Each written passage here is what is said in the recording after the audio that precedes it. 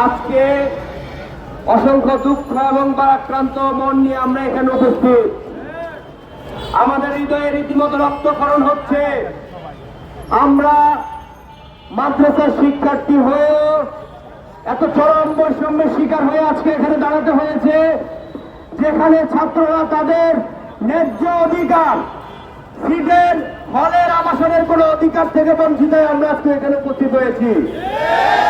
বন্ধুগণ, সরকারি মাদ্রাসায় আলিয়া একটা মাদ্রাসা নয়, শুধু এটা একটা ব্র্যান্ড।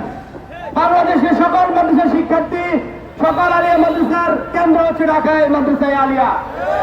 এই মাদ্রাসায় আলিয়াকে বিগত ফ্যাসিস্ট চরম বৈষম্য করে আমাদেরকে মাটির নিচে ঢুকিয়ে দেওয়ার চেষ্টা করেছে। আমাদের সম্পত্তি দখল করে অস্থায়ী আদালত করার যে দুঃসাহসিকতা দেখিয়েছে বিগত ফ্যাসিস্ট, আমরা তার জবাব বাংলা জবাব দিয়েছি। 5ই আগস্টের পরে আমাদের ইন্টারিম গভর্নমেন্টের উপর একটা আস্থা ছিল। আমরা মনে করেছি ছাত্রদের সরকার, তারা আমাদের দুঃখ দুর্দশা বুঝে তার উপর ব্যবস্থা গ্রহণ করবে।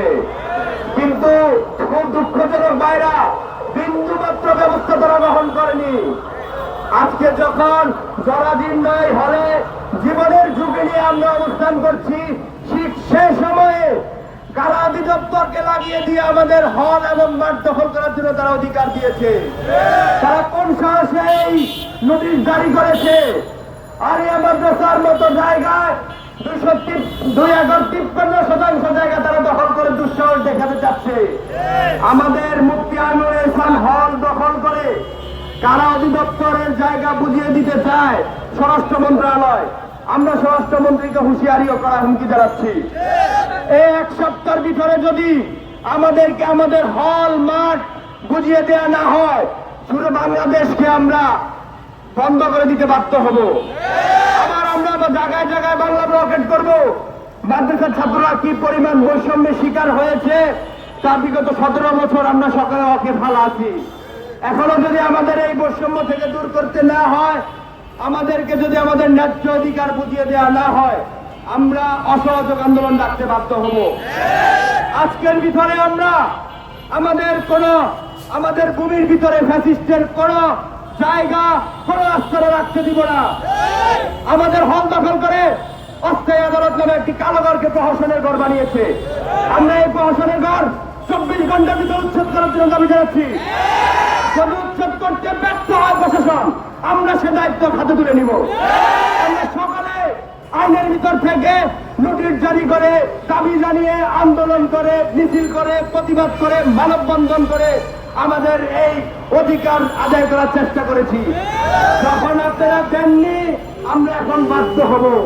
আমরা শিখে গিয়েছি আমাদের অধিকার কিভাবে আদায় করে নিতে হয়। আমরা শিখে গিয়েছি কিভাবে ভালো থাকতে হয়।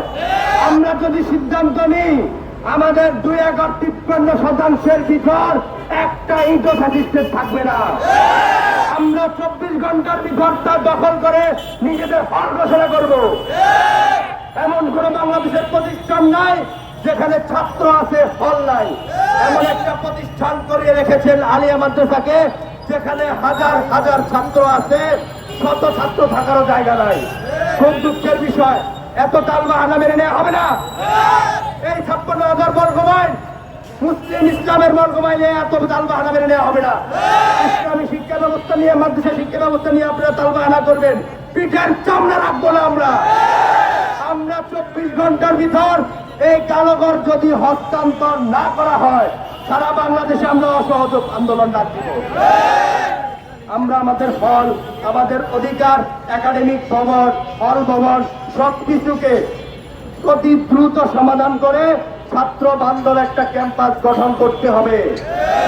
ইন্টারিমের প্রথম থেকে শুরু করে ছাত্র উপদেষ্টা, স্বরাষ্ট্র উপদেষ্টা, শিক্ষা উপদেষ্টা, গণপূর্ত উপদেষ্টা সহ সকলে যে বা যাহারা এর দিকে দৃষ্টিপাত করেছেন, সকলের চোখ উপড়ে ফেলতে আমরা বাধ্য হব।